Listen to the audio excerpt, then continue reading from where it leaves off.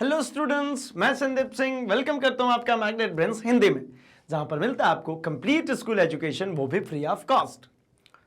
तो भाई यहां पर कोई कुछ चैप्टर्स कुछ वीडियोस पढ़ने के बाद किसी भी तरीके का कोई सा भी सब्सक्रिप्शन, कोई गोल्ड सब्सक्रिप्शन, कोई प्रीमियम सब्सक्रिप्शन लेने की बिल्कुल भी जरूरत नहीं पड़ती, क्योंकि हम लेकर के आते हैं क्वालिटी कंटेंट एक्सपीरियंस टीचर्स के साथ, वो भी फ्री ऑफ कॉस्ट। साथ ही साथ एक नई इंफॉर्मेशन देते चलूं मैं आपको कि भाई अब आपके मैग्नेट ब्रेन्स हिंदी मीडियम के जितने भी नोट्स हैं वो अवेलेबल है। वीडियो के डिस्क्रिप्शन बॉक्स में जाइए और वहां से लिंक फॉलो करके आप इन बुक्स और ई बुक्स को ऑर्डर कर सकते हैं। तो फटाफट से जाइए, चेक कीजिए एंड ऑर्डर कर लीजिए। तब तक के लिए हम क्या करना शुरू करें भाई, हम शुरू कर रहे हैं हमारे चैप्टर नंबर 14 के टॉप 20 इंपॉर्टेंट एमसीक्यूज को, जो कि है ऊर्जा के स्रोत चैप्टर से। ठीक है, इस चैप्टर में हम बात करेंगे हमारे क्वेश्चंस को, क्योंकि अल्टीमेटली हमारा टारगेट है कि एग्जामिनेशन बहुत ज्यादा नजदीक है और हमें करना है हमारा पूरा चैप्टर रिवाइज। तो एमसीक्यू सबसे बेटर वे है आपके पूरे ही क्वेश्चंस को रिवाइज करने का, क्योंकि यहां पर बहुत परेशानी नहीं होती एंड छोटे छोटे क्वेश्चंस आते हैं लेकिन कॉन्सेप्ट पूरे क्लियर करके जाते हैं। तो शुरू करते हैं ना इस सेशन को। जैसा कि आपको पता है, क्वेश्चन जैसे फ्लैश होगा आप टाइप कर देंगे आपके करेक्ट आंसर को, ताकि मुझे भी पता चल जाए कि आपकी तैयारी कितनी हो चुकी है। तो चलिए भाई, हमारा पहला क्वेश्चन यह है कि डीजल का उपयोग होता है कहां पर होता है भाई? डीजल का उपयोग भारी वाहन में होता है, रेल इंजन में होता है, विद्युत उत्पादन में होता है, या क और ख दोनों में होता है? तो भाई डीजल का उपयोग है ना जनरली विद्युत उत्पादन में अगर आप कहें तो देखिए होता तो है नो डाउट, है ना। जनरेटर्स जो हम चलाते हैं उसमें डीजल इंजन से ही चलाते हैं, बट पॉइंट ये है कि भाई इतना ज्यादा विद्युत का उत्पादन हम इससे करते नहीं है ना। मतलब लार्ज स्केल पे विद्युत का उत्पादन करने में हम इसको यूज नहीं करते, कमर्शियलाइज बेसिस पे हम इसका यूज नहीं करते। तो अल्टीमेटली क्या बना भाई, भारी वाहन में, है ना, और रेल इंजन में, भारी वाहन और रेल इंजन में, क और ख। अब आज के हिसाब से अगर इनकी हम बात करें तो ये तो बड़ा ही उटपटांग सा हो गया है क्वेश्चन, है ना। बहुत सारी चेंजेस आ चुकी है, क्योंकि भारी वाहन भी अब क्या भाई डीजल के बदले किसमें, इलेक्ट्रिक में भी चलने लगी। रेलवे पूरी तरीके से इलेक्ट्रिक की तरफ बढ़ चुकी है, और अब जनरेटर जो चला रहे हैं वो भी डीजल से नहीं चला रहे भाई, सोलार एंड ऑल, बहुत सारी चीज। लेकिन चूंकि ये चैप्टर जो है सिर्फ और सिर्फ अभी एनसीईआरटी ने बाहर किया है, बाकी के स्टेट बोर्ड्स लेकर के चल रहे हैं, इसलिए मैं ये चैप्टर कराते चल रहा हूं। बट ध्यान रखेंगे सीबीएसई ने अल्टीमेटली, एनसीईआरटी ने तो रखा ही, सीबीएसई ने क्या किया हुआ है, अभी इसको हटाया हुआ है। तो सीबीएसई अल्टीमेटली जो सीबीएसई बोर्ड के स्टूडेंट्स है वो इस वाले पूरे पोर्शन को एक बार नेग्लेक्ट कर सकते हैं, बट स्टेट बोर्ड्स में पूरी तरीके से भाई। तो बिल्कुल बने रहिएगा इस वीडियो के एंड तक। बढ़ता हूं मैं अपने अगले क्वेश्चन नंबर 2 पर। सेकंड कह रहे हैं जीवाश्म ईंधनों में व्यापक पैमाने पर उपयोग से, मतलब जो जीवाश्म ईंधन है, जीवाश्म का मतलब क्या होता है भाई, जो जीव अंश से बने, नाम से क्लियर है जीवाश्म। जीवाश्म इसका मतलब क्या भाई, जो जीव के, है ना, जो जीव के अंश से बना, जीव अंश से जो बना है उसी को कहते हैं जीवाश्म। जीव अंश का मतलब क्या होता है भाई, तो लाखों सालों तक में पेड़ पौधे, है ना, जीवित जितने भी कह सकते हैं, जीवित जितने भी मतलब पेड़ हो गया, पौधा हो गया, जंतु हो गए, जीव हो गए, ये सब कुछ क्या हुआ, बहुत साल पहले, बहुत समय पहले क्या हो गया, पृथ्वी के जो ऊपरी सतह है उसके नीचे दब गए। अब दबने के कारण क्या हुआ, जब ये है ना, हम भूपर्पट्टी के नीचे इधर साइड में दब गया, ये पूरा दब गया। अब इनका ऑक्सीजन से क्या हो गया भैया, तो संपर्क टूट गया, कोई ऑक्सीजन से संपर्क नहीं। तो भाई जब ये जमीन के नीचे दबे थे तो ये अपघटित तो होंगे ही, है ना, इनका ये खत्म तो होंगे ना भाई, अपघटन होगा इनका। तो ये इसके नीचे अपघटन शुरू हुआ। कैसा अपघटन भाई, तो ऑक्सीजन की अनुपस्थिति में, किसमें, ऑक्सीजन की अनुपस्थिति में इनका प्रारंभ हो गया अपघटन, विघटित होने लगे, टूटने लगे। और टूटने के बाद में, इस अपघटन के बाद में इन्होंने क्या बनाया भैया, तो इन्होंने बनाया कोयला, पेट्रोलियम पदार्थ तथा नेचुरल गैस, प्राकृतिक गैस।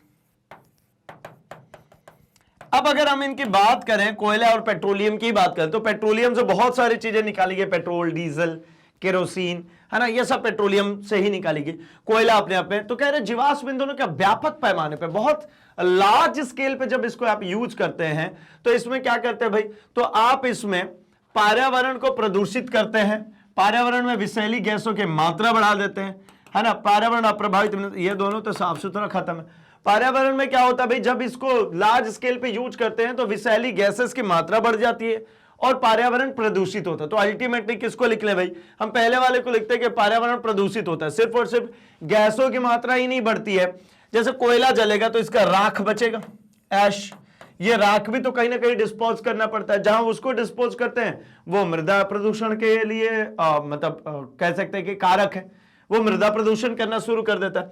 मतलब कुल मिला जुला करके बात समझ में आती है कि भैया जब आप जीवाश्म ईंधनों को जलाते हैं, अल्टीमेटली आप कोल का बर्निंग करते हैं, कोयले का बर्निंग होता है, कार्बन का बर्निंग होती है। अल्टीमेटली एक और बात कहूं मैं आपको, तो जब भी आपको ऊष्मा चाहिए होती है तो उसका सीधा सिंपल सी कहानी है कार्बन, इसको अगर ऑक्सीजन के प्रेजेंस में आप रिएक्शन कराते हैं तो आपको यहां पर मिलता है ऊष्मा,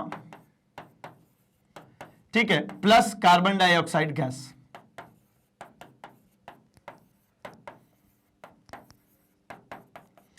अब कार्बन डाइऑक्साइड गैस जो है ना, अच्छा कुछ जगहों पर राख भी बचेगी, ऐश भी बच जाएगी, कुछ जगहों पर नहीं भी बचती है, तो ऊष्मा तो मिल रही है लेकिन आपको उसके साथ साथ कार्बन डाइऑक्साइड गैस भी मिल रही है। अब कार्बन डाइऑक्साइड गैस क्या भी एक विषैली गैस है जो हमारे एटमॉस्फेयर में क्या कर सकती है, बहुत ज्यादा नुकसान पहुंचाती है हमें, ठीक है ना।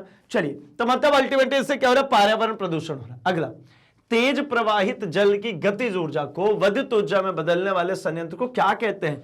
जल विद्युत संयंत्र, ताप विद्युत संयंत्र का और दोनों इनमें से कोई। भाई ऑब्वियस सी बात है, जब पानी बह रहा है नदियों में, ये पानी है तेजी में बह चले जा रहा है, हमने क्या किया भैया, हमने बना दिया यहाँ पर डैम, बांध बनाए। अब बांध बनाने से क्या हो गया, तो ये नदियों में जो पानी यहां तक था, अब ये पानी क्या हो जाएगा ऊपर की तरफ, अब ये ऐसा स्टोर होना शुरू हो जाएगा, ये स्टोर हो गया पूरा पानी। अब पानी पूरी तरीके से स्टोर हो गया तो हम बनाते हैं यहां पर एक छोटा सा होल, यहां से एक हमने होल बनाया और यहां पे रास्ते में क्या लगा दी भैया, तो यहां पर लगा दी टरबाइन। अब ये पानी इसके जरिए होकर के बाहर निकलेगा, जाने दीजिए। अब ये क्या करेगा, तो ये टरबाइन को यहां पर कर देगा रोटेट, और टरबाइन से मेरे को क्या मिल जाएगी, विद्युत धारा। ये टरबाइन, ये पानी जब यहां से बहेगा तो इसको गोल घुमा के ही बहेगा, जब गोल घुमा के बहेगा तो उसके टरबाइन के ब्लेड्स घूमने शुरू हो जाएंगे, जिससे हमको विद्युत धारा मिल जाएगी। तो ये जल विद्युत संयंत्र है। ये कौन सा विद्युत संयंत्र है, ये जल विद्युत संयंत्र है, ठीक है ना। ताप विद्युत संयंत्र में क्या करते हैं भाई, तो वहां पे कोयले को गर्म करते हैं, कोयला बिल्कुल जलाते हैं, कोयले के जलने की वजह से पानी को गर्म करते हैं, उस पानी को स्टीम में कन्वर्ट करते हैं, भाप में कन्वर्ट करते हैं, और उस भाप से टरबाइन को चलाते हैं, तो वो ताप विद्युत संयंत्र होता है, ठीक है। तो ऑप्शन क्या दिख रहा है भैया, क, ठीक है, क्या है, क। चलिए, यहां पर एक और कहानी हो सकती है कि भैया तेज मतलब गतिज ऊर्जा को क्या कहते हैं भाई, डैम बना करके आपने क्या इसमें बदल दिया, स्थितिज ऊर्जा में। किसमें, स्थितिज ऊर्जा, यानी डैम में जो पानी स्टोर कर रहे हैं उसमें क्या हो रहा है कि भैया जो पानी नीचे की तरफ था उसमें हाइट बढ़ाया जा रहे हैं, यानी उसकी स्थितिज ऊर्जा में परिवर्तन करें, यानी उसकी स्थितिज ऊर्जा बढ़ा दे रहे हैं। ज्यादा स्थितिज ऊर्जा होगी तो जब उसको नीचे की तरफ गिराएंगे तो उसकी गतिज ऊर्जा भी ज्यादा होगी। तो मतलब डैम बना करके हम क्या करते हैं, स्थितिज ऊर्जा में बढ़ोतरी करते हैं। आगे क्वेश्चन नंबर 4, तमिलनाडु में कन्याकुमारी के समीप भारत का विशालतम पवन ऊर्जा फार्म स्थापित किया गया है। यह कितनी विद्युत ऊर्जा उत्पन्न करता है? भाई देखिए, आपको एक बात तो पता होगी ना कि ये जो विंड मिल है, जिसके पंखे घूमने हैं, पंखा घूमेगा, उससे टरबाइन चलेगी, विद्युत ऊर्जा मिलेगी, इसके लिए लगातार हवाएं बहनी चाहिए। अब लगातार हवाएं मैदानी इलाकों में तो बहेगी नहीं, कहां बनेगी भाई, कोस्टल एरियाज में, समुद्र के किनारे, जहां पर हवाएं लगातार बहती रहे। तो क्या किया तमिलनाडु में, इंडिया का है ना, सिर्फ और सिर्फ किसकी बात करें हम, इंडिया का सबसे बड़ा जो है वो पवन ऊर्जा फार्म उपलब्ध है, वहां पे स्थापित किया गया। फार्म क्यों कह रहे हैं भाई, क्योंकि लार्ज स्केल पे इसके ऐसे बहुत सारे है ना, क्या करना पड़ता है, पिलर्स लगाने पड़ते हैं जहां पर हवा चले और उससे इलेक्ट्रिसिटी बने। तो कितना है भैया इसका आंसर, तो इसका आंसर 380 मेगावाट, ठीक है, एम फॉर मेगा, ये हम क्या है भाई, मेगावाट है। 380 मेगावाट वहां से इलेक्ट्रिसिटी हम प्रोड्यूस कर पाते हैं। नो डाउट ये जो एक आप कह सकते हैं, एक जो पवन चक्की है ना, एक जो विंड मिल है, वो बहुत कम ऊर्जा उपलब्ध करा पाती है, क्योंकि देखो पहले तो लगातार नहीं चलती, अगर लगातार चले भी तो बहुत ज्यादा एनर्जी उपलब्ध नहीं करा पाती, इसलिए इसके लिए खूब सारे ऐसे फार्म क्रिएट करने पड़ते हैं, तब जाकर के एनर्जी वहां से इंट्रोड्यूस हो पाती है। आगे क्वेश्चन नंबर 5 कह रहे हैं, सौर कुकर में किस प्रभाव का उपयोग होता है? सौर कुकर में क्या है, ग्रीन हाउस है, ग्लोबल वार्मिंग है, तापीय है, इनमें से कोई नहीं। तो भैया देखिए ना, सौर कुकर में जो है वो तापीय प्रभाव है, ठीक है ना। क्या कहते हैं, उसमें टेम्परेचर यूज कर रहे हैं, इसको कह सकते हैं एक और चीज भाई, इसको हम कह सकते हैं ग्रीन हाउस इफेक्ट भी है वहां पे। ग्रीन हाउस इफेक्ट का मतलब क्या होता है, तो यहां पे हम क्या करते हैं, हमने सोलर कुकर के अंदर एक ऐसा ढक्कन है ना, ये कांच का, यहां पे एक पूरा ये बॉक्स है, क्या है, ये पूरा का पूरा एक बॉक्स है। इस बॉक्स में क्या किया, तो भैया कुछ जार रख दिए, है ना। इन जार के अंदर में हम खाना रख के क्या कहते हैं भाई, उसको पकाते हैं। अब क्या किया हुआ है, तो यहां पर लगाया हुआ है हमने एक ढक्कन, यहां पर क्या होगा, एक ढक्कन लगा है, और इस ढक्कन में क्या लगा भैया, तो ये है हमारी एक दर्पण, ये क्या है हमारा एक दर्पण। अब इस पे क्या होता है, तो सूर्य की रोशनी यहां से, है ना, सूर्य के प्रकाश को हम यहां से आपतित करते हैं, यहां से सूर्य का प्रकाश क्या हो रहा है, आपतित हो रहा है, इसके ऊपर टकरा करके इस पे आता है, सूर्य का प्रकाश आपतित हो रहा है, टकरा टकरा के इस पे आता है, सूर्य का प्रकाश आपतित हो टकरा के इस पे आए, टकराने की वजह से ये पूरा कांच से ये पैक होता है, ये कांच से पैक होता है, और ये काले कलर का होता है। तो भैया ये क्या हो गया, कांच से पैक है पूरी तरीके से, तो इसके अंदर टेम्परेचर तो चली जाती है, बाहर नहीं निकल पाती, तो इसके अंदर धीरे धीरे क्या होने लगता है भैया, धीरे धीरे ताप में वृद्धि होने लगती है, और धीरे धीरे जो ताप में वृद्धि होती है उसके कारण इसमें खाना पकना शुरू हो जाता है। तो दोनों ही केसेस कह सकते हैं भाई, टेम्परेचर, तापीय और ग्रीन हाउस। आगे बढ़ता हूं क्वेश्चन नंबर 6 पे, ठीक है। तो भाई ये कह रहे हैं कि नाभिकीय ऊर्जा से प्राप्त करने हेतु आवश्यक है, नाभिकीय ऊर्जा अगर आपको चाहिए, है ना, न्यूक्लियर एनर्जी आपको अगर चाहिए, तो क्या चाहिए आपको, सिलिकॉन चाहिए, क्रोमियम चाहिए, यूरेनियम चाहिए, एल्यूमिनियम चाहिए। तो भैया ये जो नाभिकीय ऊर्जा हमें प्राप्त करनी होती है, अल्टीमेटली हम न्यूक्लियर्स के क्या कहते हैं, विखंडन, है ना, न्यूक्लियर का क्या करते हैं, विखंडन। और किसका विखंडन करेंगे इनमें से, तो ये है भैया हमारा यूरेनियम, है ना, यूरेनियम के विखंडन से हमको ऊर्जा प्राप्त होती है। जनरली क्या होता है कि यूरेनियम का एक भारी नाभिक, क्या है भैया, यूरेनियम का एक भारी नाभिक है जो कि टूट करके 3 हल्के नाभिकों के निर्माण करता है। क्या कर रहा है, ये 3 हल्के नाभिकों के निर्माण करता है, फिर टूटेंगे तो प्रत्येक एक क्या करेगा भाई, 3 हल्के नाभिकों के निर्माण, फिर से जो ये टूटेंगे ये क्या करेंगे, 3 हल्के नाभिकों के निर्माण, फिर से ये टूटेंगे ये क्या करेंगे, 3 हल्के नाभिकों के निर्माण, फिर इनमें से एक टूटेगा तो ये क्या करेगा, फिर से ये 3 हल्के नाभिकों के निर्माण। अल्टीमेटली बात इतनी सी है कि यूरेनियम में ऐसी प्रॉपर्टी है कि जो कि क्या होता है, उसका एक भारी नाभिक टूट टूट करके हल्के नाभिकों का निर्माण करता है, जिसमें बहुत सारी ऊष्मा निकलती है। यहां पे बहुत सारी क्या निकलेगी, ऊष्मा, और इसी ऊष्मा की हमें जरूरत थी। ठीक, चलिए आगे बढ़ते हैं। अच्छा, ऑप्शन कौन सा हो गया भाई, ऑप्शन नंबर सी, ग। ठीक है, आगे बढ़ते हैं क्वेश्चन नंबर 7 पे। 7th में कह रहे हैं कि ऊर्जा के सभी रूपों में अनंत स्रोत किसे माना जाता है। मतलब ऊर्जा का सभी रूप है, जैसे कोयला है, जल है, सूर्य है, परमाणु है, अनंत किसमें, अनंत कहने का मतलब जो लॉन्ग लास्टिंग है, जो खत्म नहीं होने वाला, जो बहुत दिन तक चलने वाला है, उसकी बात करें तो यहां पे अगर एक एक करके देखेंगे तो कोयला, देखिए कोयला हमें पता है 200-250 सालों के लिए और बचा है, खत्म हो जाएगा कोयला, कोयले की बहुत दिन तक की लाइफ नहीं है। जल की अगर बात करते हैं, पानी भी भैया बहुत समय तक के लिए नहीं है अवेलेबल। किस वे में कहूं, ग्लेशियर्स पे जो पानी है वो अनंत समय के लिए नहीं है, कुछ दिनों बाद ग्लेशियर्स पूरे पिघलेंगे और पानी है जो बहाव जो नदियों में मिल रहा है वो खत्म हो जाएगा। फिर बचता कौन सा, परमाणु। तो भाई परमाणु का नाभिक टूट टूट करके हल्के नाभिकों का निर्माण कर रहा था, लेकिन एक समय ऐसा तो आएगा ना जब उसके सारे नाभिक टूट के मतलब पूरी तरीके से विखंडित हो जाएंगे। तो बचा कौन, सूर्य। सूर्य जो है ये अनंत ऊर्जा स्रोत है, और ये दोनों तरीके का एनर्जी सोर्स है। कैसा भाई, डायरेक्ट और इनडायरेक्ट। सूर्य से मिलने वाली एनर्जी डायरेक्ट भी है, जैसे सोलार एनर्जी जो डायरेक्टली मिल रही है मेरे को, है ना, जिससे टेम्परेचर की बात कर लें, या फिर उसको हम सोलार प्लेट्स पे ले जाते हैं, वहां से इलेक्ट्रिसिटी ले आते हैं। ये सब कुछ क्या है, ये डायरेक्ट यूटिलिटीज में आ गई, है ना। इनडायरेक्ट यूटिलिटीज में क्या है, जैसे मान लीजिए प्लांट का ग्रोथ कब होगा भाई, जब सनलाइट मिलेगी। जब सनलाइट मिलेगी, प्लांट के ग्रोथ होंगे, तो ही हम उसको एज अ फूड इंटेक ले सकते हैं। तो कुल मिला के सूर्य जो है ये कैसा है भाई, ये एक अनंत सभी रूपों में, सभी मतलब डायरेक्ट, इनडायरेक्ट, किसी भी तरीके से देखें तो ऊर्जा का ये कैसा है, अनंत स्रोत है, इनफाइनाइट टाइम्स तक चलने वाला, बहुत दिनों तक ये चलता ही रहेगा। आगे बढ़ते क्वेश्चन नंबर 8। पवन चक्की से उपयोगी ऊर्जा प्राप्त करने के लिए पवन का न्यूनतम वेग है। पवन ऊर्जा से, है ना, मिनिमम कितना आपको चाहिए वेग, क्योंकि आपको पता है पवन ऊर्जा मतलब जो भाई हम लगाते हैं क्या, विंड मिल्स, ठीक है, या हम बात करते हैं पवन चक्की की, ये क्या होते हैं, उसके ब्लेड्स, हवा बहती है तो वो घूमते हैं, जब ब्लेड घूमते हैं तो उससे जुड़ी होती है टरबाइन, उससे कौन घूमता है भैया, टरबाइन घूमती है, और टरबाइन से हमको इलेक्ट्रिसिटी मिलती है। तो ये कैसे पॉसिबल है भैया, कितना मिनिमम चाहिए, तो मिनिमम देखिए 15 से 20 किलोमीटर प्रति घंटे की रफ्तार की हवाएं चाहिए होती है। ठीक है, मिनिमम 15 से 20 किलोमीटर की हवा अगर होगी तो क्या करेगा, वो ब्लेड्स को घुमा सकता है, और अगर वो ब्लेड्स को घुमाता है तो उससे इलेक्ट्रिसिटी हमें मिल जाएगी। ठीक है, 30 से 40 तो बहुत ज्यादा हो गया भाई, है ना, तो मिनिमम क्या है, 15 किलोमीटर पर आवर। ठीक, चलिए आगे बढ़ते हैं क्वेश्चन नंबर 9 पे। निम्नलिखित में से कौन सा जैव मात्रा ऊर्जा स्रोत का उदाहरण नहीं है? जैव मात्रा ऊर्जा स्रोत का, जैव मात्रा से मतलब क्लियर है भाई कि जिसमें लिविंग सेल्स होंगे वो जैव मात्रा है। तो कौन है इनमें से जो कि नहीं है? लकड़ी है क्या? ऑब्वियसली लकड़ी है। लकड़ी कैसे भाई, पेड़ पौधों से मिलकर के बनी है ना, पेड़ पौधे से ही लकड़ी मिलेगी, और पेड़ पौधे जीवित होते हैं भाई, तो ये बायोमास है। गोबर गैस तो ऑब्वियसली आपको पता है कि ये क्या है भाई, ये जो जीव अपशिष्ट होता है दैट इज कॉल्ड गोबर, है ना, उससे बना है, तो मतलब जीव अपशिष्ट यानी इसमें भी जीव है, लिविंग ऑर्गेनिज्म है।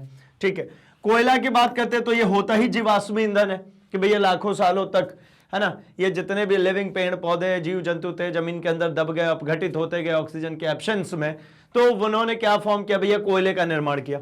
अच्छा, तो बचा कौन भैया, नाभिकीय ऊर्जा। न्यूक्लियर एनर्जी में इसमें अगर हम बात करते हैं कि भैया एक भारी नाभिक जो है टूट के दो हल्के नाभिकों के निर्माण करेगा, या फिर दो हल्के नाभिक मिलकर के एक भारी नाभिक का निर्माण करेंगे, इन दोनों ही समय पे हमें को न्यूक्लियर एनर्जी मिलती है। And in the both case nuclear energy जो है वो डिपेंड नहीं कर रही है किस पे भाई, जीव मात्रा पे। क्योंकि देखिए दो हाइड्रोजन के नाभिक मिलकर के और एक हीलियम के नाभिक का निर्माण करते हैं, दैट इज इन सन, सूरज में भैया ऐसा होता है। उसी तरीके से एक यूरेनियम को तोड़ करके 3 नए छोटे छोटे, है ना, हल्के नाभिकों में तोड़ लेते हैं। ये किस में होता है भाई, यूरेनियम में। और यूरेनियम किस तरीके का एक रासायनिक तत्व है अल्टीमेटली। तो मतलब क्या समझ में आता है कि भाई नाभिकीय ऊर्जा जो है इसमें जीव का कोई लेन देन नहीं है, किसी भी तरीके के जीव का कोई भी लेन देन इसमें नहीं होता। अच्छा, तो ऑप्शन क्या हो जाएगा, ऑप्शन नंबर ग, ऑप्शन नंबर ग, न्यूक्लियर एनर्जी। ठीक है, over to the question number 10, 10वें में आते हैं। 10वां क्वेश्चन कह रहे हैं ईंधन को जलने के लिए प्रारंभ में कुछ ऊष्मा देना पड़ता है, इस ऊष्मा को क्या कहते हैं? तो देखिए क्या होता है, जब आप किसी भी ईंधन को जलाते हैं तो उसको शुरू में उसको एक इग्निशन टेम्परेचर की रिक्वायरमेंट होती है, उसको एक निम्नतम ज्वलन ताप की आवश्यकता होती है। उस टेम्परेचर तक जब तक आप उसको लेकर के नहीं जाएंगे तब तक वो जलेगा नहीं। जैसे मैं आपसे एक नॉर्मली बात करता हूं कि माचिस से एक लकड़ी का टुकड़ा है, उसको क्या हम जला सकते हैं? तो आप हर बार माचिस जलाएंगे, उस लकड़ी के टुकड़े के पास में ले जाएंगे, वो आग ही नहीं पकड़ रहा। फिर से माचिस जला रहे हैं, लकड़ी के टुकड़े के पास ले जा रहे हैं, फिर से आग ही नहीं पकड़ रहा। तो मतलब हो कह रहा है हर बार कि आप कितना भी उसको जलाने की कोशिश कर रहे हैं वो आग नहीं पकड़ रहा।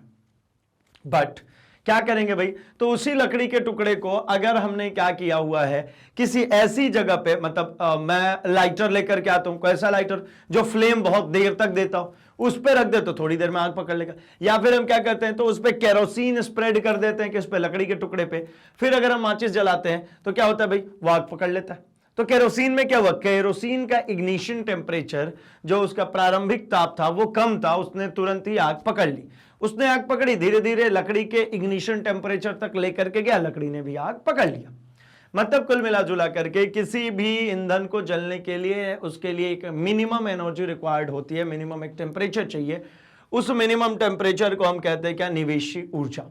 ठीक है, इग्निशन टेम्परेचर ज्वलन ताप कहते हैं इसके लिए। जो ये जो ऊर्जा है ना, ये अल्टीमेटली अगर तापमान के केस में कहूंगा तो तापमान के केस में इसी को कहते हैं हम ज्वलन ताप। इसीलिए आप देखते हैं जब आग जलानी होती है, जैसे हमारे जब जंगल में आग जलानी है तो क्या करते हैं, बहुत सारे पत्ते इकट्ठे करते हैं और पत्तों को पहले आग लगाते हैं। पत्तों में आग लगाने से क्या हुआ, क्योंकि वो उनकी थिकनेस कम है, उनका इग्निशन टेम्परेचर कम है, वो जल्दी आग पकड़ लेते हैं। जब वो आग पकड़ लिया तो बहुत देर तक उसमें आग बनी रहती है। दैट्स व्हाई अगर कोई लकड़ी है तो उसके इग्निशन टेम्परेचर तक पहुंचा जा सकता है। ठीक है, स्थितिज ऊर्जा, जैसा कि आपको पता है स्थितिज ऊर्जा क्या होती है भाई, इट्स अ पोटेंशियल एनर्जी। मतलब ये अगर किसी ऑब्जेक्ट को अगर आप स्ट्रेच करते हैं तो उसके स्ट्रेच होने के कारण उसके अंदर जो कह सकते हैं ऊर्जा स्टोर हो रही है वो है, या फिर गुरुत्वाकर्षण के विरुद्ध किसी ऑब्जेक्ट को ले जा रहे हैं तो उसमें जो ऊर्जा निहित हो रही है वो है, दैट इज स्थितिज ऊर्जा, पोटेंशियल एनर्जी। तो यहां पर इस तरीके की कुछ भी नहीं है भाई, ईंधन को जलाने के लिए जो हमको शुरुआती ऊर्जा चाहिए होती है उसको कहते हैं निवेशी। ठीक है, क्या कहते हैं, निवेश ऊर्जा। चलिए आगे बढ़ते हैं क्वेश्चन नंबर 11वें में। 11वें में कह रहे हैं तापीय विद्युत संयंत्र में ऊष्मीय ऊर्जा से कौन सी ऊर्जा को रूपांतरित किया जाता है? तापीय विद्युत संयंत्र है भाई। तापीय विद्युत संयंत्र का मतलब क्या हो गया कि आप टेम्परेचर दे रहे हैं, उससे क्या हो रही है पानी बॉईल होगी, उससे स्टीम बनेगा, स्टीम से टरबाइन चलेगी और टरबाइन से फिर इलेक्ट्रिसिटी प्रोड्यूस हो जाएगी जनरेटर चला के। तो क्या किया आपने, ऊष्मीय ऊर्जा को विद्युत ऊर्जा में आपने चेंज किया। टरबाइन चला के क्या ले रहे हैं, इलेक्ट्रिसिटी, तो विद्युत ऊर्जा है ना, प्रकाश ऊर्जा से मतलब नहीं हमें, गतिज ऊर्जा भी नहीं भाई, विद्युत ऊर्जा, इलेक्ट्रिसिटी चाहिए, इसके लिए हम बनाते हैं क्या, विद्युत तापीय संयंत्र। और ये तापीय संयंत्र में जो टेम्परेचर लेना होता है वो दो तरीके से ले लेते हैं। एक होता है हमारा क्या भाई, कोयला, कोयले को जलाते हैं, उससे टेम्परेचर हम गेन करते हैं। और दूसरा होता है क्या, तो हम वहां पर यूरेनियम को बेसिकली विखंडित कराते हैं। यूरेनियम के विखंडन से हमको क्या मिलता है, ऊष्मा मिलती है, उसको बॉयलर्स को देते हैं जिससे कि हीटअप होती है और वहां से स्टीम बनती है। ठीक है, चलिए तो आंसर चेक कर लेते हैं भाई। ख बिल्कुल करेक्ट आंसर है, ख बिल्कुल सही है। ओके, बढ़ते जरा हम अगले क्वेश्चन नंबर 12 में। 12वें क्वेश्चन में कह रहे हैं कि हमारे देश में कुल ऊर्जा की मांग का कितना भाग विद्युत संयंत्र से पूरा होता है, जल विद्युत संयंत्र से। मतलब हमारे इंडिया में जितना भी एनर्जी की डिमांड है, जैसे आपको पता है पावर कट होते, क्यों होते पावर कट भाई, पावर कट होने का मेन मकसद यही है क्योंकि एनर्जी का डिमांड ज्यादा है और प्रोड्यूस कम हो रही है। तो ऑब्वियसली कहीं की एनर्जी काट, मतलब कहीं की पावर काट के किसी और एरिया में देनी पड़ेगी हमें, है ना, ताकि सब जगह पे इलेक्ट्रिसिटी बनी रहे। तो हमारे इंडिया में कितना है भाई जो कि टोटल एनर्जी कंजम्पशन का पार्ट है, तो ये 1/4 है। जो नदियों पर हम डैम बनाते हैं, जो कि जल संयंत्र उसी कहते हैं, नदियों पर हमने डैम बनाया, पानी को रोका, पानी की जो गतिज ऊर्जा थी उसको स्थितिज ऊर्जा में बदल दिया। उसकी स्थितिज ऊर्जा के कारण जब उसको नीचे की तरफ छोड़ेंगे तो वो स्थितिज ऊर्जा गतिज ऊर्जा में तब्दील होगी और वो टरबाइन को रोटेट करती हुई चली जाएगी, जो कि बांध बना करके हम काम करते हैं। तो भैया इससे कितना इलेक्ट्रिसिटी कंप्लीट हो रहा है, इंडिया की कितनी डिमांड, 1/4। और 1/4 एक बड़ा पार्ट है ना, बहुत बड़ा पार्ट है 1/4 डिमांड को फुलफिल करना। आगे बढ़ते हैं क्वेश्चन नंबर 13 में। पवन चक्की की घूर्णी गति में से किस ऊर्जा को प्राप्त किया जाता है। पवन चक्की है भाई, घूर्णी गति हो रही है, उसमें आप हवा के जरिए उसके ब्लेड्स को क्या कर रहे हैं, घुमा रहे हैं, तो मतलब यांत्रिक ऊर्जा अल्टीमेटली उसमें से है ना, तो उसको किस ऊर्जा में प्राप्त करें। तो आप घूर्णी गति से, घूर्णी गति का मतलब अल्टीमेटली उसी से है कि भैया ये यांत्रिक ऊर्जा है, ये क्या होगी, यांत्रिक ऊर्जा होगी। यांत्रिक ऊर्जा से कौन सी ऊर्जा प्राप्त की जाती है भाई, तो पवन चक्की हम लगाते हैं विद्युत ऊर्जा के लिए। तो हमने इससे क्या प्राप्त किया, यांत्रिक ऊर्जा से विद्युत ऊर्जा प्राप्त किया। मतलब 13th का क्या मिलेगा, घ, 13th का घ हो जाएगा आंसर। ठीक है भाई, चलिए इसका भी आंसर मिल चुका है ना। बढ़ते हैं क्वेश्चन नंबर 14 पे, फटाफट से इसका भी आंसर आप टाइप कर दीजिए भाई। क्वेश्चन नंबर 14 क्या कह रहे हैं, जीवाश्मी ईंधन का कैसा स्रोत है, जीवाश्मी ईंधन का कैसा स्रोत है, नवीकरणीय है, अनवीकरणीय, दोनों प्रकार के हैं, या फिर सभी कथन सत्य है। तो भैया एक बात समझ में आती है, जो नवीकरणीय होगा वो अनवीकरणीय हो नहीं सकता। तो ये नवीकरणीय और अनवीकरणीय है क्या, क्योंकि देखिए मैंने जैसे कि आपको कमिटमेंट किया था कि हमारा टारगेट मेनली क्या है भाई, आपके ज्यादा से ज्यादा नंबर ऑफ टॉपिक्स को कवर अप करना। ठीक है ना, तो देखिए नवीकरणीय का मतलब एक ऐसा ऊर्जा स्रोत जिसको बार बार आप इस्तेमाल कर सकते हैं, दैट इज नवीकरणीय। अनवीकरणीय मतलब जिसको एक बार आपने इस्तेमाल कर लिया तो अब दोबारा आप उसको इस्तेमाल नहीं कर सकते, उसको कहते हैं अनवीकरणीय। जितने भी कंबशन वाले पार्ट हैं, जिसमें जलन होता है, जिसमें कोई जलता है, दहन होता है, वो सब अनवीकरणीय। जैसे मान लीजिए मैं कोयला की बात करूं, ठीक है, फॉसिल फ्यूल पूरी है ना, पेट्रोलियम की बात करूं, तो भाई ये एक बार अगर इस्तेमाल में हो गया, कोयला एक बार आपने जला दिया तो जल गया ना, खत्म हो गया ना। अब दोबारा उससे कोयला बना सकते हो क्या, आप नहीं बना सकते। और अगर ये बनेगा भी, नेचुरल ही है, नो डाउट, हम बनाते नहीं है, नेचर से मिलती है, लेकिन दोबारा बनने में लाखों साल लग जाएंगे। तो ये अनवीकरणीय है। नवीकरणीय जैसे मान लीजिए हम सूर्य ऊर्जा की बात करते हैं, ये कैसी ऊर्जा है भाई, ये नवीकरणीय है। आप जितना मर्जी पड़ा है उतना इस्तेमाल कीजिए, खत्म नहीं होने वाली। नवीकरणीय मतलब जो कि इजीली खत्म नहीं होगी, बार बार आप इस्तेमाल कर सकते हैं। ठीक है ना, तो जैसे सूर्य ऊर्जा हमारा क्या हो गया, नवीकरणीय हो गया। अनवीकरणीय में हमने बात कर लिया, कोयला हुआ, पेट्रोलियम हुआ, कृषि अपशिष्ट हुआ, ये सब अनवीकरणीय, एक बार आपने इस्तेमाल किया और पिक्चर खत्म। पवन ऊर्जा की बात कर लें, ये कैसा होगा, नवीकरणीय होगा। हवाएं थोड़ी आप बंद कर लोगे भैया, हवा तो बह रही है तो बहेगी, आज भी बहेगी, कल भी बहेगी, है ना। बस पॉइंट ये है कि नवीकरणीय का मतलब हो गया कि जो एक बार इस्तेमाल किया और खत्म हो गया। अनवीकरणीय का मतलब वो जो बार बार इस्तेमाल होता है। लेकिन एक और बेनिफिट है पता है, नवीकरणीय जितने भी हैं उसमें लॉसेस जो होती है, मतलब ऐसा कह सकते हैं कि पर्यावरण प्रदूषण निम्नतम होता है, जबकि अनवीकरणीय में पर्यावरण प्रदूषण बहुत ज्यादा होता है, क्योंकि इसमें जनरली क्या होती है, इसमें दहन होती है। दहन मतलब किसी का जलना। जब कोई चीज जलेगा मतलब कार्बन डाइऑक्साइड रिलीज करेगा, कार्बन डाइऑक्साइड रिलीज करेगा मतलब वायुमंडल में हमारा क्या करेगा, प्रदूषण फैलाएगा। तो ऑप्शन क्या है भाई, जीवाश्मी ईंधन मतलब कोयला, पेट्रोलियम, ये सब कौन है, ये सब अनवीकरणीय भाई, ये नवीकरणीय नहीं है, इनको बार बार नहीं इस्तेमाल में ला सकते आप। पेट्रोल एक बार जलाने के बाद दोबारा इस्तेमाल में नहीं ला सकते, है ना। क इज द करेक्ट आंसर। चलिए बढ़ते हैं अगले क्वेश्चन, क्वेश्चन नंबर 15। सूर्य से प्राप्त विकिरणों में दृश्य प्रकाश के अतिरिक्त और किन किरणों से ऊर्जा मिलती है। मतलब सूर्य के प्रकाश, जो सूर्य से प्राप्त हो रही है प्रकाश, है ना, उसमें दृश्य प्रकाश के अलावा और कौन कौन सी चीजें आती है, क्या पैराबैंगनी आती है, गामा आती है, दोनों आती है। तो देखिए अल्ट्रावायलेट रेडिएशंस तो आती है भाई। अगर आपको ध्यान में है तो भैया क्या होती है, हमारी जो ओजोन लेयर है, ओजोन परत है, वो क्या करती है, पराबैंगनी किरणों को ही रोकती है। अदरवाइज पराबैंगनी किरणें क्या कर सकती हैं, तो पराबैंगनी किरणें अगर हमारी स्किन पे पड़ती हैं तो स्किन में बहुत सारे डिजीज कॉज करती है, बहुत सारी समस्याएं स्किन में उत्पन्न करती है। साथ ही साथ इससे स्किन में कैंसर, मतलब कैंसर होने के भी खतरा रहते भैया, है ना। तो पराबैंगनी किरणें हमारे लिए बहुत ही ज्यादा हानिकारक होती हैं, ठीक है, ज्यादा डेंजरस होती है भैया पराबैंगनी किरणें। इसलिए क्या है, तो हमारी अर्थ इस तरीके से बनी हुई है कि वो मोस्टली जितनी भी नकारात्मक चीजें होती है, जो हानिकारक चीजें होती है, उनको क्या कर लेती है, कम कर लेती है ना। तो क्या कहता है, ओजोन लेयर जो है, ओजोन लेयर वो कम करता है कि जैसे ही सूर्य की विकिरण उसके अंदर एंटर होती है, वो तुरंत ही उसको फिल्टर कर देता है, पराबैंगनी किरणों को रोक देता है। चलिए आगे बढ़ते हो क्वेश्चन नंबर 16 में। 16 में कह रहे हैं सौर ऊर्जा प्रकृति में निम्नलिखित में से किसे प्रभावित करती है। सौर ऊर्जा के कारण पवन को, मतलब एयर फ्लो में इसका कोई रोल है, तूफान में कोई रोल है, वर्षा और हिमपात में रोल है, या सभी में।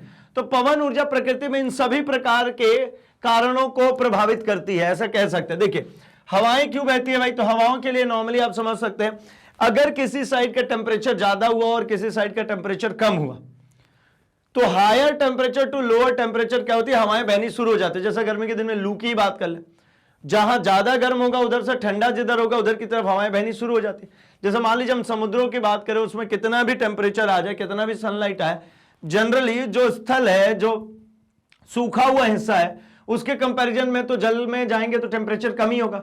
तो क्या होता है भाई, स्थल से जल की तरफ हवाएं बहनी शुरू हो जाती है। तो मतलब हवाओं के बहने में भी कारण इसी का, तूफान उठने में भी इसी का कारण है भाई, है ना। इसके साथ ही साथ वर्षा और हिमपात की बात करते हैं, इसमें भी सनलाइट का ही खेल है पूरा, ठीक है। सूर्य की रोशनी के कारण ही जो नदी तालाबों में जल है वो क्या होता है भैया, भाप बन करके उड़ता है, बादल बनते हैं, बादल बनने के कारण ही वर्षा होती है। और बहुत कम टेम्परेचर हो जाए और वर्षा होनी शुरू हो तो अल्टीमेटली हिमपात है ना, वो क्या होती है भाई, वो बर्फ का रूप ले लेती है।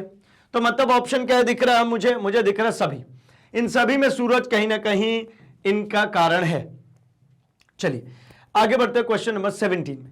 17 में कह रहे हैं कि विद्युत चुंबकीय तरंगे जिनका तरंग दैर्ध्य पराबैंगनी वर्ण से भी कम है, वो कौन है, एक्स किरणें हैं या फिर गामा किरणें हैं या फिर क और ख दोनों है।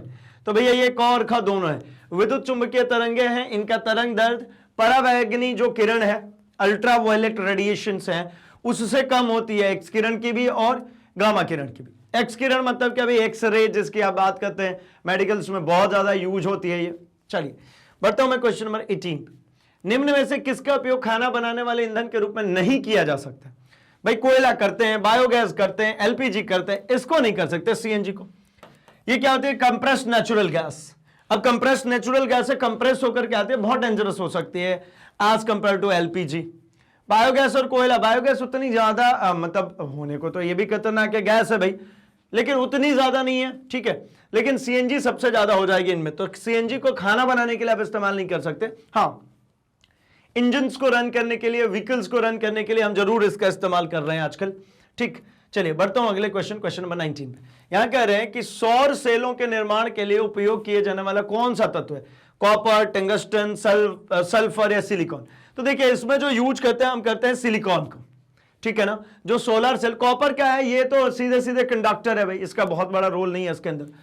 टंगस्टन की अगर आप बात करते हैं तो जो बल्ब का जो फिलामेंट होता है ना, जो वो 100 वोल्ट वाली बल्ब आती है उसका जो फिलामेंट होता है वो टंगस्टन का होता है। सल्फर भी नहीं है भाई, सिलिकॉन है। सिलिकॉन एक सेमीकंडक्टर मटेरियल, एक अर्धचालक है, और अर्धचालक होने के कारण जब इस पे सनलाइट मिलती है तो उसमें यह हेल्पफुल होता है कि चार्जेस को कंडक्ट करे, क्योंकि अकेला सिलिकॉन नहीं होता, और भी मैटर्स इसमें इन्वॉल्व होते हैं। 20th क्वेश्चन आखिरी, सीएनजी का पूरा नाम क्या है भाई? तो सीएनजी का पूरा नाम है कंप्रेस्ड नेचुरल गैस। क्या है? Compressed natural gas. बायोगैस मतलब मिथेन होता है, और द्रवित पेट्रोलियम गैस मतलब क्या भैया? एलपीजी है। तो मतलब क्या हो गया? Compressed natural gas. सीएनजी है इसका असली नाम, ठीक है ना? मतलब असली कहूं या एब्रिविएशन कहूं। चलिए आगे बढ़ते हैं भैया, कि यहां पर हमारा पूरा 20 का 20 क्वेश्चन हो चुका है समाप्त। तो तय टारगेट के अकॉर्डिंगली 30 मिनट्स में आपके 20 क्वेश्चंस हो चुके हैं प्रिपेयर। अल्टीमेटली 20 कॉन्सेप्ट्स, 20 टॉपिक्स हमने कवर अप कर लिया। तो इसी तरीके से सिंपली बने रहिए मैग्नेट ब्रेन्स के साथ, क्योंकि हम लेकर के आते हैं भाई आपके लिए क्वालिटी एजुकेशन, और ये पूरे कोर्सेस आपके लिए ऑफर करते हैं that is free of cost. मतलब सीबीएसई इंग्लिश मीडियम हो या फिर आप सीबीएसई हिंदी मीडियम हो, ये सीबीएसई का अल्टीमेट मतलब एनसीईआरटी बेस्ड कोर्स कंटेंट है, और यहां पर पूरा ही कोर्स कंटेंट आप किसी भी स्टेट बोर्ड से आप फॉलो कर सकते हैं, क्योंकि स्टेट बोर्ड्स में भी फॉलो होती है एनसीईआरटी, तो आप नॉर्मली फॉलो कर सकते हैं इसे। साथ ही साथ यूपी या बिहार बोर्ड से तो आपके लिए तो एक्सक्लूसिव प्लेलिस्ट अवेलेबल है, जहां पर आपके बोर्ड के अकॉर्डिंगली आपका पूरा कोर्स कंटेंट देखने को मिल जाता है। तो भी वीडियो के डिस्क्रिप्शन बॉक्स में जाइए, वहां से लिंक को फॉलो कीजिए एंड ऑर्डर कर लीजिए अपने लिए, अपने दोस्तों के लिए बुक्स एंड ई बुक्स, जो कि एक्सक्लूसिवली मैग्नेट ब्रेन्स द्वारा आपके लिए डिजाइन है, एंड अब तो हिंदी मीडियम में भी अवेलेबल है। तो जिस तरीके से आप हमारे साथ कनेक्टेड है हमारे यूट्यूब चैनल पे, वैसे ही हमारे साथ कनेक्ट हो सकते हैं हमारे social media platform that is Facebook, Instagram, Twitter, Telegram पर। कोई सजेशंस, कोई सुझाव हो वो हम तक पहुंचा सकते हैं, एंड हमारी तरफ से कोई नई इंफॉर्मेशन आती है वो फटाफट आप तक पहुंच जाती है। तो फटाफट से इस वीडियो को लाइक कर दीजिए, चैनल को सब्सक्राइब एंड इसे अपने दोस्तों में शेयर भी कर दीजिए भाई, क्योंकि उन्हें भी तो बताना है कि मैग्नेट ब्रेन्स हिंदी लेकर के आते हैं quality education free of cost experience teachers के साथ। तो बने रहिए हमारे साथ, हम मिल रहे हैं अपने अगले सेशन में कुछ और पैटर्न्स, कुछ और तैयारियों के साथ। तब तक के लिए थैंक्स फॉर वॉचिंग।